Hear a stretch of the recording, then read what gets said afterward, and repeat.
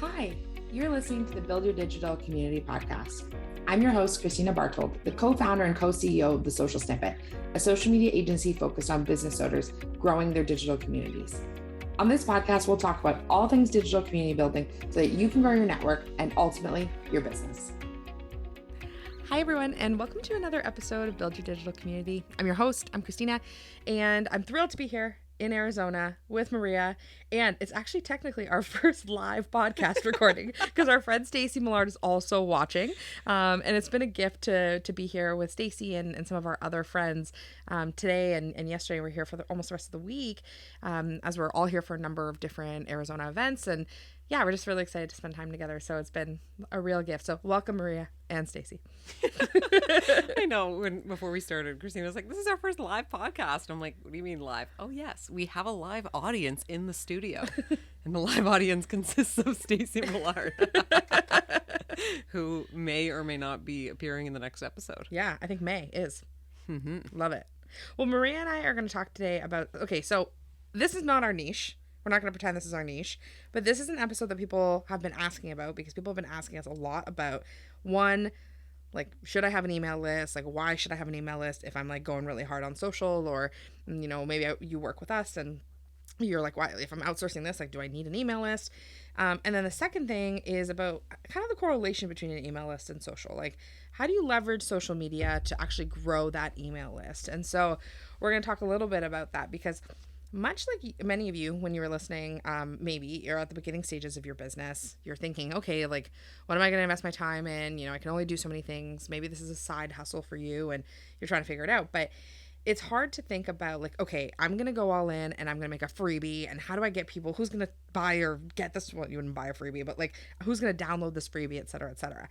And we resisted having a freebie and an email list for the first year almost we were in business, like 8 months, because we were just so overwhelmed by everything else we were supposed to be doing. And I think we kind of missed the boat a little, especially early on. So I don't know if that's something you think about too, Maria. Yeah, it's funny because I feel like our freebies now just seem so a part of what we do that I forgot that there was a time where we didn't even have them. But yeah, you're so right. And I think even though this isn't necessarily in our niche, it's something that comes up all the time because it just goes hand in hand with the social strategy, right? Mm-hmm. And it's like almost what comes next after someone's on your Instagram and liking all your stuff and chatting with you. And it's like, where do you want them to go after that? Mm-hmm. And I think it can be overwhelming when you're a new business owner because there are so many things that like people say you should be doing. But I really think this is one of those like important things that should be prioritized really early on, and it doesn't have to be rocket science, like what we say with everything. Messy action, get something out there, find out what your audience is looking for. But I totally agree that I think we missed the boat a little bit, but we got on the boat eventually. Yeah, I think as long as you get on at some point. Yeah, you know? Exactly. And I think one of the things that comes up with freebies and email lists. So why don't we start with like, what is an email list? Yeah. Yeah. And this might be really basic for some folks, but essentially an email list is like a platform. Maybe it's an Excel spreadsheet, but I recommend a platform. We love Flowdesk, where you're collecting the emails of folks that you're kind of building community with, right? So say your ideal client, like ours is entrepreneurs.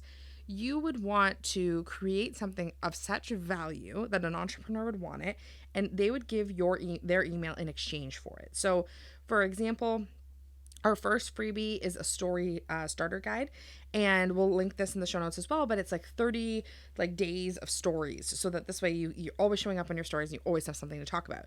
We know that that's a sore spot for entrepreneurs, so we created that. So something that someone would want or need and that they would give you their email for. And I think an email list is so important because when you're actually working on social media, you're actually on borrowed land. Mm-hmm.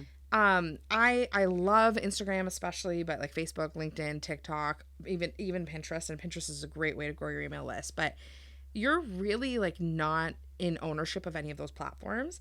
And your account could get hacked tomorrow. It could get deleted tomorrow. Any of those things. But when you have an email like marketing platform, you can back up all the emails and continue to grow your community. It's a space that you own. And we all have those moments where, like, that the day where Instagram goes down and everyone's like, oh no, especially us, trust me. Like, is everything gone forever? Or, you know, any of these platforms, like, they have days where they're not working. They literally could just disappear tomorrow. Yep. And if all your eggs are in that basket, then all of your audience goes with that disappearance, right? So I think to have an email list is just so important because it's that space that you own. And like, no matter what happens with any of these social media platforms or any of these other spaces where you might be kind of building your audience and connecting with people, like, this is something that just can't really go wrong. You know what I mean? Totally. Yeah. And we've seen people get hacked and lose Instagrams with huge followings and then not have any backups.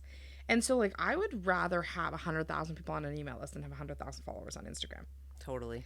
And that seems like counterintuitive to like the work that we do, right? But if you're really building a community, you want to be building a community off social media. So, you know, using social media, which we love, obviously, to cultivate that community and bring them in, but then also trying to find ways to leverage them off, whether that's an email list that leads to a program or a membership or in-person events, like whatever that looks like, and really leaning into that. Yeah, and on that point, another thing that I love about email lists that I think differentiates them from a lot of these social platforms is you can segment your audience, right? So on Instagram or whatever, Facebook, whatever your platform of choice is, we just love Insta, but you can't really segment people based on their interests or what part of your business they're really into, right? Yeah. So in our email list, like, we have all these segments of different people who are interested in different things. So one of the things we're doing right now is we're hosting these networking dinners for entrepreneurial women, which have been so awesome and love them so much. If you're in the GTA or Kitchener area, make sure to shoot us a message so we can get you on that list. But for example, we have a segment that is of those people who have been attending these dinners. Yes. And that is so helpful because we don't want to be sending these emails to, you know, people in, I don't know, Australia. Vegas. Yeah. I don't know why Vegas came to my mind. But you get the point. It's like you can segment them based on what aspect of your business they're interested in. And then you can also see, like, for example, we have multiple freebies or lead magnets. We can see which of those freebies or lead magnets someone came from. We can see their journey, and I really love that, like, segmentation aspect because it just gives you more information and helps you be a little bit more strategic. Yeah, I love that too. And especially another thing I've seen people do with segments is things like past client, current client, or, you know, if you're trying to build more of a local audience, these people are local, these people have done this program, this is my no-sell list, like things like that. Our current clients, like stuff like that, to make sure that you're actually putting people kind of in the right place. So I would say if you're thinking about, you know, an email, like if you're starting an email list and you're like, okay, what do? I now have this email list. Nobody's on it. Nobody's on this email list. I can get my mom on it, but that's about it. What would you think, Maria, would be like the first step to trying to get a few people on the email list? You mean aside from a lead magnet? Yeah. Well, I think a lead magnet is a great idea, but like, yeah, like aside from or using a lead magnet. Yeah. Okay. So, for those of you who are sort of newer on your journey, the purpose of the lead magnet or the freebie is to get people on your email list. So it's like, if they want to download the freebie, what they give, they don't pay for it. It's free. That's why it's called a freebie. What they give you is their email. So you want to make it something valuable enough for them to want to give their email and be a part of that, but not too valuable that you're giving away all your stuff for free, right? So I think the choice of what that is important. So I don't know if you want to jam in on that a little bit, but I think that's also another thing that we struggled with in the beginning, because we're like, what is this freebie? Like, we don't want to give away everything we know about, you know, social media and strategy and all these things, but we also want to make it valuable enough that it's worth giving us your email for. Yeah. And we landed on the story starters because something we found was our audience was just struggling with, like, what do I talk about in my stories? And like, you guys are telling me to post stories every day. What do I say? Which is totally fair. And that's kind of where that idea came from. But I'd love to hear your thoughts. In my opinion, I think asking your audience and seeing where their pain points are, and then coming up with like a simple solution that is valuable, but nothing too crazy to give them solve that problem. I think it needs to be something that's so valuable that it's worth an email exchange. Mm-hmm. And something you said really resonated. When I see a lot of people create lead magnets from a place of what they think their audience wants, but not actually what their audience needs. So it's like you want just in time information that's enough of a hook that people will want to like follow you or continue the conversation or engage with you, but is not so much information about your craft that people are overwhelmed by it. Mm-hmm. So, because that's something I find too, right? Like where people will create freebies and they're a 75-page guide to like blowing up and through a Facebook group. And it's like 75 pages, like get real. Like people only have enough time to consume a 15-minute podcast interview or, watch something online for 20 minutes. Like there's only so much time in the day. So it has to be something that's really actionable, which is why I think for us, the Story Starter Guide has been so great, is because it gives people actionable steps. Other things I've seen people do as lead magnets that I think is really great are things like workbooks. Mm-hmm. So if someone is, like a planning of some sort in whatever their craft is, like a workbook is really great. I love a good quiz. Mm-hmm. Our friend Allie has a quiz. Allie Hicks, right from Amari Creative, has an amazing quiz about like your branding style that is so well done. We have a quiz as well about like what platform you should be on, depending on kind of like what your habits are online. Like, so building some of those quizzes is really helpful. A great way to generate excitement. But we learned this. We spoke at an event and we were allowed to promote a freebie, and we promoted a quiz and nobody did the quiz. And because it wasn't just in time. These people were information collecting. They wanted the juice. They wanted the story starters. They were learning a lot. They didn't need another quiz, right? So it's thinking about like what season your audience is in and what season you're in to provide for them. But even if it's just a simple one pager, like these are 5 things that I do every single day that, whatever it is for your business to show up on Instagram. These are 5 resources I use. Here are the top 5 AI tools I'm using. Like it can be really simple and you can see how people respond. And I know people who make new freebies all the time. Like, yeah, I was just going to say that like pivoting is also like very okay and welcomed and like encouraged. And that was something where we've promoted the story starters and it's done so well, and then we've promoted the quiz and it hasn't done as well, and that's great. Like that's just information for you to learn from, right? So when we're thinking about our next freebie, we're going to take all of that information like into account. And if you try out a freebie, let's say it's a guide, you throw it up on your website, you're talking about it on social, you're funneling people there and no one's downloading it, then try something else. Yeah, just information. Yeah. Like it's all good. So don't, spend too much time with your head in the weeds, like trying to figure out the best one. And like, I would say just go with your gut, ask your audience, try something. And then if it's not working, of course, just pivot and try something else. Mm-hmm. You gave some good examples there. I've also seen like people do kind of email sequences with some live trainings, or maybe there's like a video or a masterclass or a webinar. Any way you think your audience would enjoy like digesting that information. And I think your point about accessibility is really important. So making sure that your freebie should be like designed exactly for your ideal client. So if your ideal client doesn't know, the jargon that you would use in your industry, don't use complicated jargon that they can't understand. Or if your ideal client is like a super busy entrepreneur, don't make it a 75-page guide. Make it easy and accessible for the person you want to be downloading it. Mm-hmm.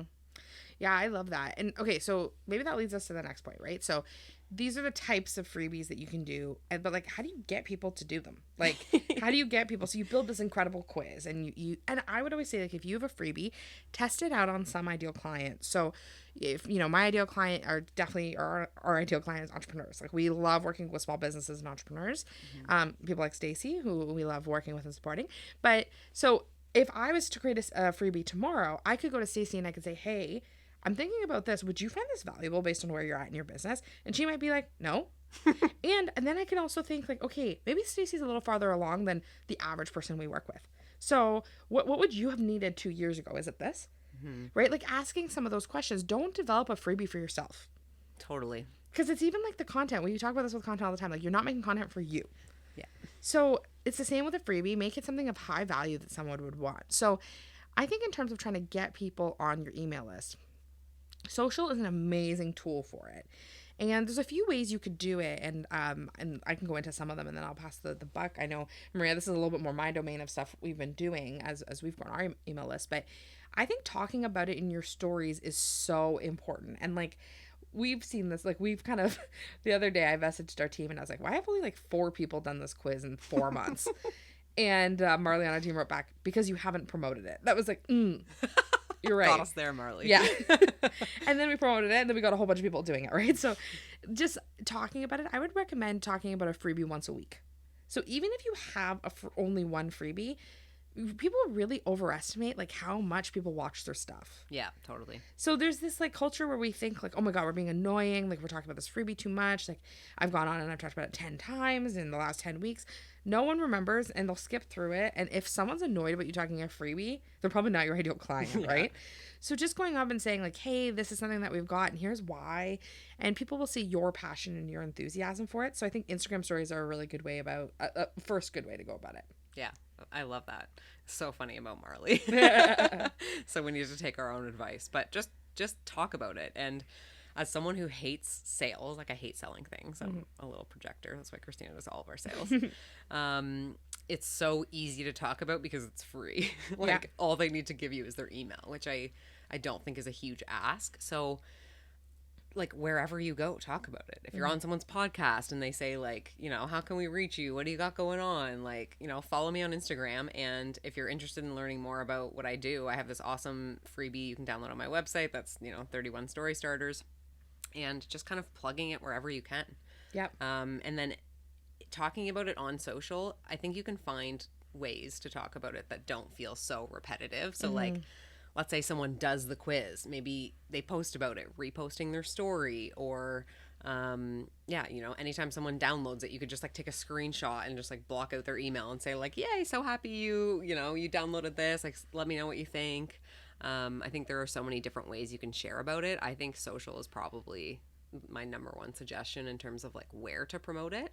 But also anywhere you go, like anytime someone, like let's say we're somewhere and someone's like, oh, I should jump on my stories, but I have no idea what to talk about. Yeah. Like just wherever it makes sense to kind of plug it in, just plug it in because it's free. Yeah. Right. 100%. Actually, something I love that you said about the resharing, it's like social proof.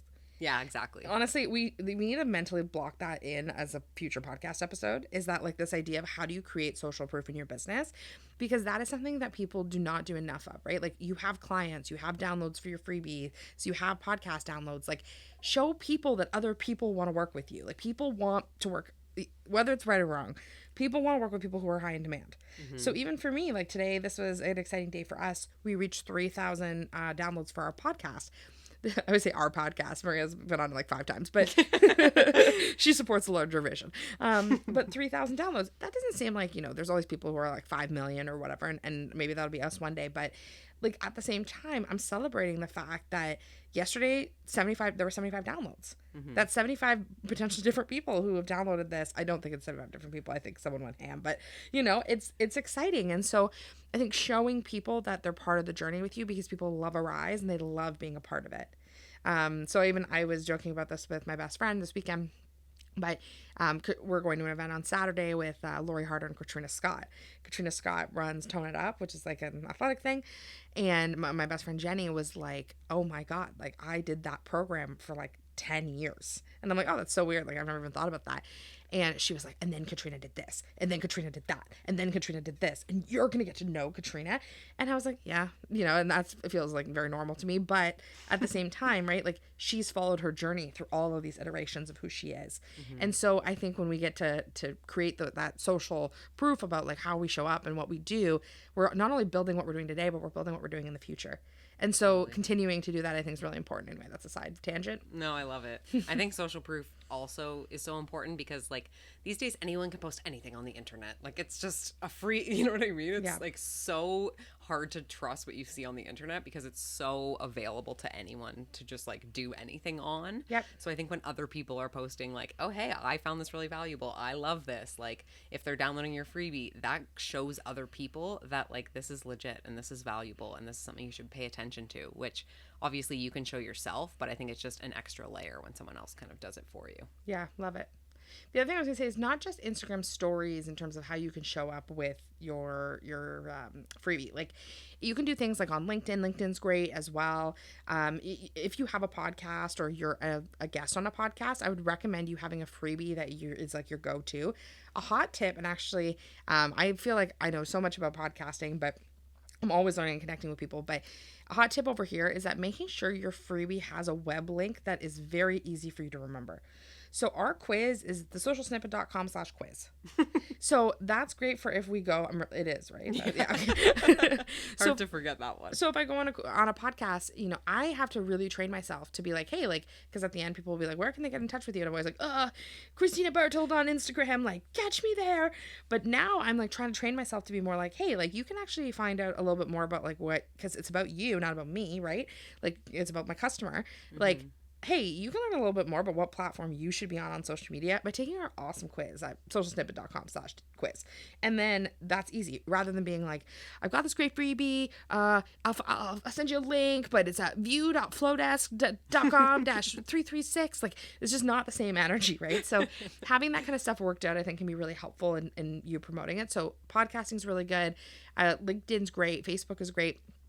Going in groups and stuff like that on Facebook and groups you network with, encouraging those folks to download. But the other thing that we love for our freebie that's helped us grow so much is Pinterest. And Pinterest is an amazing tool, but it is a ton of work. Like, I'm not going to pretend it's not a ton of work. It responds so well to frequency. So it wants you to be posting between 1 and 3 times a day, which is why, like, we're really lucky we have Alex on our team who actually does our Pinterest, and that's great. But what was the percentage that we grew this month on Pinterest? It was something nuts, like 300%. I can't remember right now. It was a ton. It was a ton because we started posting our blogs that we've been talking about doing for 2 years. But so like, it's really, really great for because you're getting new eyes. People are primed to shop on Pinterest. They're looking for stuff. But really, I would say you showing up, you talking about it. A lot of people do things like text lists and stuff like that and try to get people funneled in through the email. But yeah, just as much as you can talk about it as possible, that's a huge way that you can kind of drive that traffic. Yeah. And I think what you said about the link is actually really, really important. And like putting that link in your bio. If you are like talking to someone in real life and it comes up, text them the link. If you're talking about it on your Instagram stories, put a button with a link. Like, this is a whole nother subject, but basically make it as easy as possible for people to do what you're asking them to do. Oh my gosh, we need to write that down. We need to do another podcast about like, don't make it hard to give people money, or make it hard for people to give you money. Yeah. Like, because this is my 2023 resolution. I do not want to give money to anyone who makes it difficult for me to pay them, but not because they're like misbehaved. Like, I don't care about the way people behave, but it's like when people have really challenging processes and they're not willing to take the feedback, I'm not interested in like watching this. So I'm like so feedback oriented. You know that. Everybody knows that about me. Like, I will give you unsolicited feedback till I'm blue in the face, but like, don't make it hard, right? And so people will find another social media manager. They'll find another podcast editor. They'll find another fractional CFO. So make things so easy for people. But if you're looking for a fractional CFO, just go to Stacy. So I have 2 other things I was just thinking of. So one is, the freebie is not the only way for you to be growing your email list. Another thing that actually is really great is doing like email list building activities. And so I'm passionate about these more than Maria, because Maria's always like, must we? And I'm like, we must. But it's because email has a way higher conversion than social media typically. And so one of the things we like doing is webinars. And so I know webinars are kind of like RIP. They're like on the way out. But if you provide high value to people, people will participate. So we've done a number of webinars. We'll be doing another one in June, where it's kind of like a free-for-all. There is no pitch involved. We're not pitching anything. People do them always as like kind of a precursor for a big program or something like that. That's not our game. We're just growing our email list, trying to get more people in our world. So you can write a good sequence, spend an hour of your time talking about something you're passionate about, excited about. We don't even like, I don't mean to like spill our candy beans in the lobby or whatever, but like, it's not like we do a ton of prep, right? Like, we put together a PowerPoint. We know what we're doing. We teach this often. We teach in masterminds pretty often. We guest coach a lot, so it's great. Usually we're able to just revamp some material, but at the same time, like, we could talk about all these things all day long. I could talk about Instagram engagement for 5 hours a day. Like, I could talk about building an email list all day long. So that's my craft. And so I'm passionate about it. And so I want to show people how easy it can be. And so those are great. So what you can do is you can create a little webinar. You can build a like a little bit of a flow of your webinar through something like Flowdesk, or even sending out a Zoom link if you want to. Like, it can be basic, and advertising it. You know, talking about it in your stories, making graphics and asking friends to post them. That's been huge for us too. We had a really successful webinar at the beginning of the year this year. So stuff like that, where you can kind of grow your list in ways that aren't traditional, like even summits and stuff, like getting an opportunity to speak. Totally. And just to break that down, a little bit more tangibly. Essentially, how it works is someone gives you their email in order to register for the webinar, and then by doing that, they are now on your email list. And then obviously, like sending them the Zoom link, maybe the recording after if you're going to record it for those who can't show up. But I think another important piece for whatever you're going to be doing to build your email list is, of course, you don't want to make it too complicated, but you want to show your value, and you want people to think like, wow, if they're giving me this for free, like what would happen if I paid them for something? And that's really what we try and pour into in these webinars and some of our other email list building activities is we give a lot. And like we take questions at the end, like you have full access to us, like anything you want to know, we will tell you. Like we spill all the tea, and we try and give as much value as we can because, well, for us personally, service is really important to us. We really want to help people, and we believe that everyone should and can rise together. But you really want to pour value into these email list building activities so that people want to be a part of what you're doing. They want to be on your email list. They want to follow along, and then eventually maybe they want to give you money. Yeah. And that's the thing, you're not going to get these people on your email list and it's going to be like, oop, hard sell. Like, like, you know what I mean? I'm going to give you this, they've signed up for this webinar and now they're going to give me $500. Like, that's not how it works. Like, you need to really pour value into them.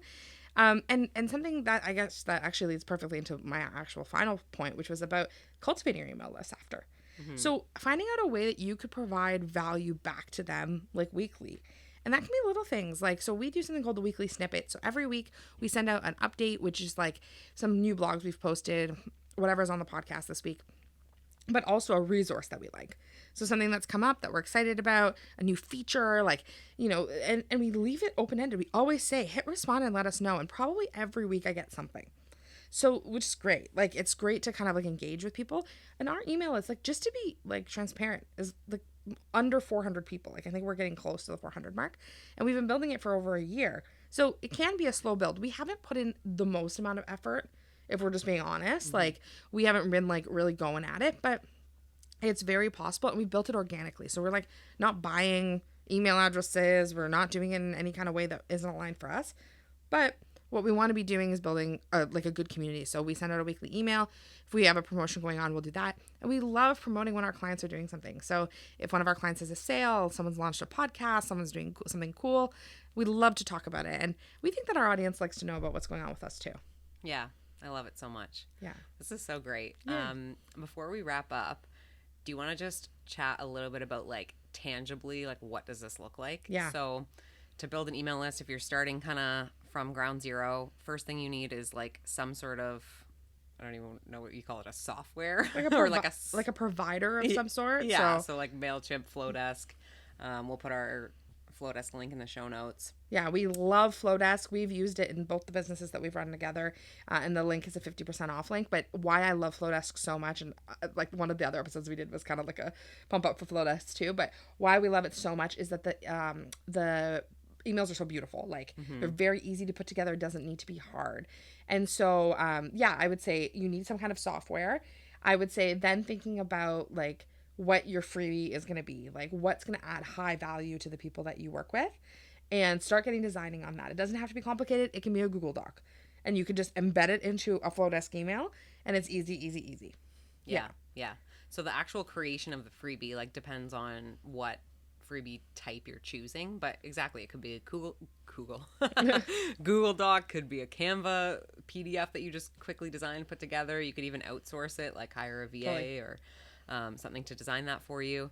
And then essentially either you're putting it on your website or you're creating, I guess that's it, right? It has to be on your website. Or you create a segment through Flowdesk or something like that where people are getting a series of emails if you want to do like a 5-day training or something like that. But it's really actually pretty simple. Yeah. I think it's just for us, it was just the brain space that it took up at the time. But if we had some of the knowledge we have now, I think it'd be a lot easier for us. And that's why we wanted to do this episode, to share some of that with our audience. So hopefully some of you guys can benefit from, our learnings and our mistakes. And just one final note, which is like just something to think about, and I've said this before on the podcast, is that like if someone unsubscribes from your email list, it is not personal. It's about them, not about you. And so don't worry about it. Like, there's going to be people out here. I think Amy Porterfield tells people to email people every day. That is not the energy I live in. But I also have people who, I'm on Chris Harder's email list on 4 email addresses. So I get, every time that man sends an email, I get it 4 times, and I don't want to unsubscribe because I don't want him to see me unsubscribing and then him think I'm out. So I think I might bridge the topic with him when I see him tomorrow. But but yeah, I just think, don't worry about people unsubscribing because that's just not your audience. And there are some platforms that actually like, you pay more money the more amount of subscribers you have. So they're actually giving you a present. But you don't want to be in people's inboxes who are just going to delete it. And so I even know people that will cut people. Like, will go and they'll delete people out of their email list because they're like, you're just holding space. Like, I don't want you to hold space and be looking at this. Mm-hmm. So it's really, really not about quantity. It's about quality. And so trying to figure out a ways to engage your people. And this has kind of brought actually some joy for me around like, how do we engage our email list more? So if you guys have ideas of freebies you want, or if there's anything that like we could be doing to be like adding more value for you, our doors are open. Yeah, I would love to hear from you guys because a new freebie has been on my mind as we chat about this quiz. But I would love to hear from the audience what you guys would find most helpful as a freebie. So send us a DM. And then also, this goes for every episode, at least that I'm on. But any questions you have about this, let us know. Like, if you're like, what the heck is happening? How do I get this freebie on my website? Like, just voice note us. We can help you through anything. And yeah, this was a lot of fun. Thanks for having me. It's so good that we only have 3,000 downloads because there's going to be a day where we have 1 million downloads and we're not going to have the capacity to take voice note website designs. So you guys have found us at a good time. So if you have questions, feel free to voice note us. Take advantage now. I'm just praying that in 5 years I have so many voice notes that I can't respond to. Yeah. Then we'll have a great team. We already do, but we'll have a great team of people to voice note. But totally. Mara, thanks so much for doing this with me. I'm always so blessed to have you like in my life, but in my corner. And I didn't even mention this, but if you're watching this on YouTube, you'll see I'm wearing a cast. And I had a Pilates related accident, and that's why people shouldn't exercise generally. But Maria had to even put my dress on today. And so I'm just grateful. I have people today, Stacey, toothpaste for me. Like, I have people kind of like in my corner. And so I'm just grateful, and I'm feeling a lot of gratitude about what this week's going to bring and kind of what's to come. And I know that starts here. So thank you. And let us know what you think about your email list, and we'd love to see it. Woo! Thanks for having me. Thanks so much for listening to the Build Your Digital Community podcast. If you loved the episode, please don't forget to rate us and leave us a review. Now, we'd love for you to be a part of our digital community. Text JOIN to 855-908-4688 to join our text list for exclusive social media tips, or DM us on Instagram at The Social Snippet, letting us know what you loved about the episode. Keep on building community, and to this and so much more.